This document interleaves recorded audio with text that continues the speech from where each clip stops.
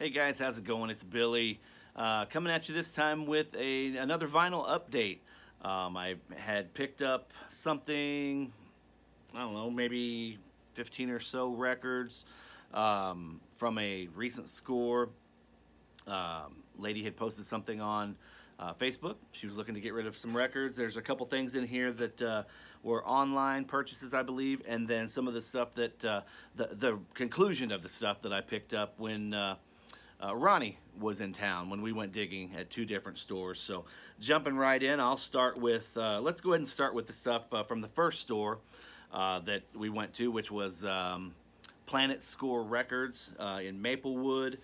So starting off with Whitesnake, Come and Get It.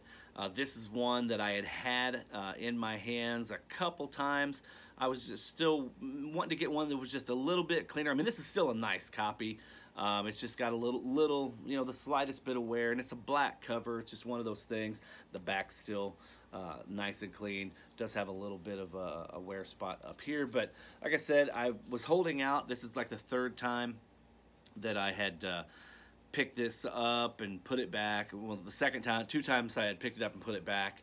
This time I said, you know what, I'm not finding one that's any better, so went ahead and picked this one up. Glad that I did. It'll fit in well with the Whitesnake collection. Moving right along here, we've got this is one that you did see. I showed in the video with Ronnie and the boys. This is Nazareth self-titled. Glad to add this to the collection. It is, like I said, it is a later, love that label, the mountain label there. It's a later repress from 75. I think this was originally released in 71, yeah, on Mountain, but this is a 1975 reissue. Beautiful cover, great album. Glad to finally have that one in the collection. Been on a Wet Willie kick lately here. Love those guys. Here's the back. This is one that I have on cassette and wanted to pick up on vinyl, and this was, they had this sealed. They had some stack of sealed records there, and ended up getting this for like $4, so I wasn't going to leave it sitting there for that. I think he was originally asking 6 or 8 and was able to talk him down to 4, but good stuff. Good stuff. If you're not familiar with Wet Willie, check it out. Really good stuff. And this is one I've been looking for a long time. Needed to fill a hole in the Bad Company collection. So 10 from 6, just a greatest hits compilation. Scored a great deal on that, like $8 as well. So yeah, really good. Happy to have been able to add that one to the collection as well. Let's see. Okay, so this was the one that I was really stoked to find, digging through their new arrivals and stumbled across an original pressing of the DOC. No one can do it better. Spacing out there for a second. An original press on Ruthless Records. Show the, I'm not going to show all of them, but what a great label. Just needs a good clean. The vinyl is in excellent condition here. A little hair on it there. But yeah, put these through the cleaner, get them re-sleeved and everything. I can't wait to get this guy spin, but super pumped to find that guy, an original press. You don't see these out there, at least not around here very often. So glad to have scored that one. And then this last one that I picked up at Planet Score Records was kind of on a high recommendation from my buddy Mitch Wood, who is a huge Zappa fan, as you guys know, and they had this in the new arrivals bin as well. Nice, really nice, clean copy of Joe's Garage. So Mitch said this would be a kind of a good jumping off point, and you know, that or Hot Rats. So I'll probably, depending on how well I like this, and it is an original. I'll show this label because it's a nice, cool label as well. It's a nice original, just minty all around. Just, again, just needs a good cleaning. There we go. Got some stuff on it there. Really nice condition. I was glad to find this and got it got it for a really decent price as well. After talking with Mitch last night, I think it was last night on the FaceTime. He said that I had got a really good deal on it. So there we go. Joe's Garage, Frank Zappa. That wraps up what I got at Planet Score.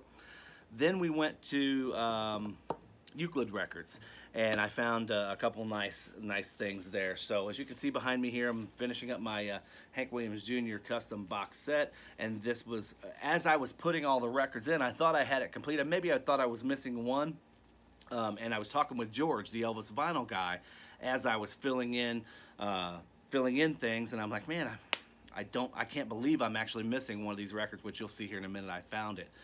But as I was talking with George, I realized that this is probably the starting point. I was going to start 2 records after, where it was actually Hank Williams Jr. after the fall, One Night Stands, or Hank Williams Jr. and Friends, which was recorded before the fall. But this seems to be kind of makes the most sense. His Bocephus album, because that's what I collect, the Bocephus, Hank Jr., Rock and Randall. I don't collect all the early stuff where he's doing his dad's songs. So this is going to be the starting point. And so I needed to find this one and was glad to find that record. So it'll start off the Bocephus box is what we will call it. And then this was put out in 1976. It wasn't originally one I was going to include in the box set, but I had to have it since I decided to start there. So this was put out in &76 while Hank was still recuperating from the fall. But this has his cover of well, not his cover, his version of I'll Think of Something on it, and I believe there's another album that it was originally recorded on as well that George says I needed to get. So maybe I'll pick that up this weekend when I see George. But had to have this because it's from '76, so add that to the collection. So that's 14 Greatest Hits by Hank Jr. And then this one was the one that shocked me the most of all, High Notes. Of course, this is the one that has If Heaven Ain't a Lot Like Dixie. There's, what was the other one? There was one more. I mean, his cover of Norwegian Wood.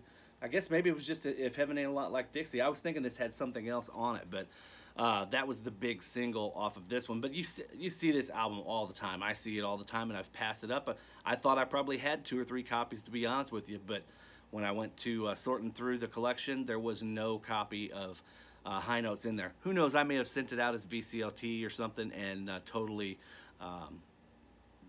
spaced. But anyway, found a sealed copy for a real nice price. I paid up a little bit for it, but I needed it knowing it's going to be nice. It's nice and flat. Can't wait to get that in the box. But that leaves me only needing one album to fully complete my Hank Jr. Collection, and I'm hoping to get that this weekend when I meet up with George in Nashville. So those were great finds. Moving right along from Euclid Records, this is an upgrade for me. Beautiful, beautiful copy of Johnny Paycheck's Take This Job and Shove It. $6. Couldn't leave it sitting there for that. Same with this. Working on a Seeger box as well, and this is an upgrade, a major upgrade for me, because as I was sorting through the Seeger albums, I did notice that there were a couple that needed to be upgraded. This was one of them. Found a great copy of this. $8. Again, great deal on that. Wasn't going to let it set. Another upgrade, which you guys did see in one of my previous videos with Ronnie and I think Ronnie and the Boys. I showed this one, David Allan Coe, The Mysterious Rhinestone Cowboy. That's another major upgrade for me. And then I did buy a couple sealed records. I did show this one already, Jason Isbell, Southeastern. And last record from Euclid Records is Cody Jinks' first album, the Adobe Sessions, you know, with Mama's Song, Cast No Stones, Loud and Heavy. Really, really good stuff on here, but they have finally issued this on vinyl. They finally released it on vinyl, so glad to have that as well. It's basic, nothing too fancy. 2 LP set, 3 sides with an etching on the other side. So that wraps up everything from the record stores. So like 10 minutes, I can blaze through these. I was thinking about maybe separating these, but I'll keep them together. So this next stack is from a lady who had posted something on Facebook that she was getting ready or getting rid of some albums. She had a couple hundred albums, and I got tagged in it, as I always do on these things. So I messaged her, reached out, we talked, and I found out that nobody had looked through them already, and she just wanted to kind of get rid of them. So I went over there. Typically, I will come home, when I go to a place like this, I'll come home with the whole collection. But there was so much stuff that she had already done the work. She had already sorted them out into 3 milk crates, and 2 of the milk crates were kind of crappy, you know, typical bad day Goodwill stuff. And then one of them was the decent stuff, and she's like, this is probably the stuff you're going to be interested in. So once we came to an agreement of what she kind of was looking for the records, I think I pulled out about 20 or so, made her what I thought was a fair offer. She jumped on it, and I walked away with some decent records. So start off with Beatles Rubber Soul. This is most of these Beatles records that you will see here are later 80s reissues, except this one is on the Apple label. It's not an original. It is a repress, but very nice. That's one that I did not have. Not being a huge Beatles guy, that's one that I did not have, but am super pumped to actually give a listen, because people in the VC speak so highly of this record. So I'm definitely excited to give that one a listen. Another one that I already have a copy of, thanks to Steve, you know, Harmless Rebel, and then I've picked up a couple in some collections, is Sgt. Pepper. This is a really nice clean copy, but I think this is a 1981 reissue, early 80s reissue. And then I won't show this one. Let me show a little bit, but it didn't have the other cover. But you know, John and Yoko, two virgins, and a real nice reissue of Bob Dylan. Bob Dylan's first record, just clean, beautiful copy. Glad to have that. And then this is an original of Bringing It All Back Home.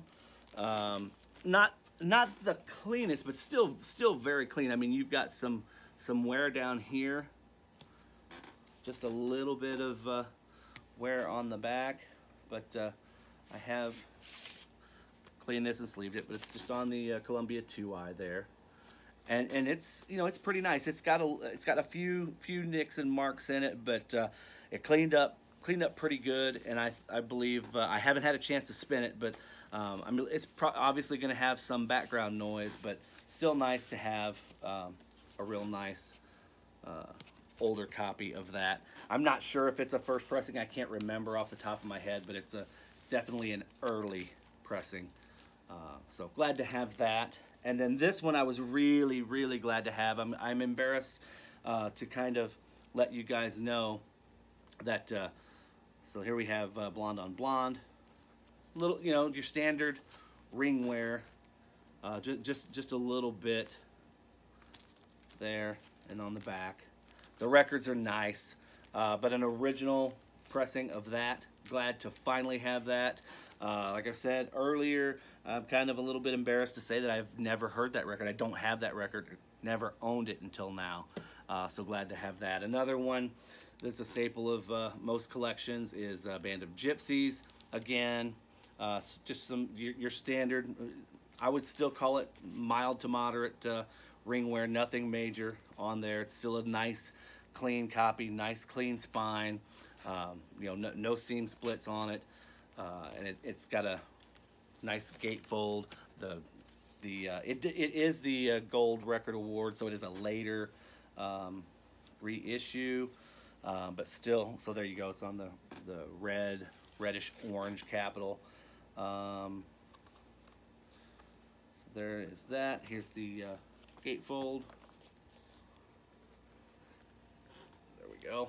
So yeah, nice copy of Band of Gypsies.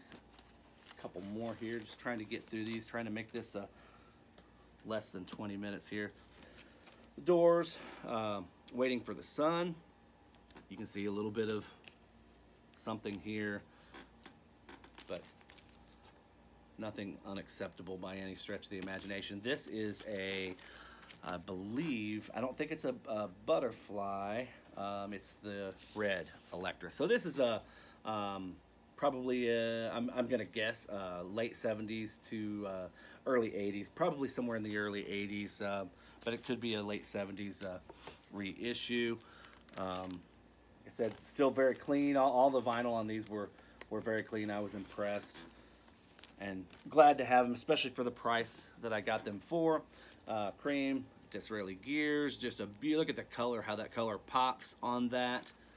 So this is a reissue on this. No gatefold, but let's get it out here on the cream RSO. I think I have a couple originals in the collection here behind me. I know I have some gatefolds. I have some with I think that has a foil cover on that. I'm just not 100% sure. Then moving right along, some Scorpions Blackout, Savage Amusement from '88, I believe. Yeah, from 1988, Savage Amusement. And then Blind Faith. Got something on the top of it there. This is a nice copy of Willie Nelson's Red-Headed Stranger. I was stoked to find a really nice copy of that. The vinyl is awesome. It's immaculate on that. Bob Dylan, Pat Garrett, Billy the Kid, the soundtrack. Beautiful copy on that. Glad I was able to finally get that. That's everything I ended up. No, it's not everything I ended up getting from her. Got this. Eddie Rabbit, Rocky Mountain Music. And the only reason I picked this one up, I do like Eddie Rabbit, but the only reason I picked this up is it has the single $2 in the Jukebox, and I really love that song. Also, she threw this in. This was just kind of sitting in there. It's an original London inner sleeve, and that will go great with some of my Rolling Stones stuff back here that may not have a nice inner sleeve. So there we have a nice London inner sleeve. And last but not least is a recent online purchase. I went ahead and made the jump and got the reissue of Guns N' Roses, Appetite for Destruction. Sorry about the glare, but it's a foil cover. I wanted to leave this on, but we the slip cover here. We'll pull this out. So that's just a slip cover for Appetite. The album just slips in the inside of that jacket. It's a really nice foil-faced cover, reflective, shiny. Looks really cool. Of course, it has a gatefold of the. Whoop, showed a little bit there. Gatefold of the original scene. You guys know all what that is. And then on the inside, it has a really nice picture of the band. And I tell you what, it's a four-sided album with nice inserts. If I can get that thing out of there. That's the thing about these gatefolds. Sometimes the record slides all the way in. There we go. So it's a four-sided album. You know, the original was just labeled, it was two-sided, side G and side R. This is four sides. One side is an etch, so they've got all the music on three sides. So side one is side G, custom labels. They did do away with the custom Geffen labels, even though it's still on the Geffen label. There's side G. Then the second side is N, and then the third side is R. They do have lyric sheets, inserts with pictures on there. I've got to tell you, I listened to this when I got it, and I have original pressings, first pressings, the later reissues, and this is the best sounding that, at least to my ears, that that I have. This thing sounds amazing. So yeah, if you're interested and you were kind of on the fence about picking up the Guns N' Roses Appetite, I guess it's the 30th anniversary. I don't know what they're actually calling this, but they have it. They've reissued it on CD, vinyl, and then you can get that $1,000 box set. But you know, I just opted for this. Now it does say limited edition foil slipcase. Who knows how limited that's going to be? Maybe just on these. Maybe whenever they sell out of this first run, this foil slipcase will not be on there. But it says remastered for the first time from original stereo analog tapes from 192 kilohertz, 24-bit high-resolution transfers. So that makes me think that, you know, yes, these were cut from a digital source, but I'm here to tell you they sound amazing, absolutely amazing. So there you have it. That's my vinyl update. It'll be the last video I make probably for a week or so. I'm getting ready to head to Nashville and spend some time with my family. I'm going to hopefully be able to meet up with George and Chris Hansen. We'll see, fingers crossed. Hopefully all that works out, and we might even, who knows, do a little digging and film a video or something. You know, we will see. But guys, as always, thank you for tuning in. Hope you had a good time. Take care. Peace.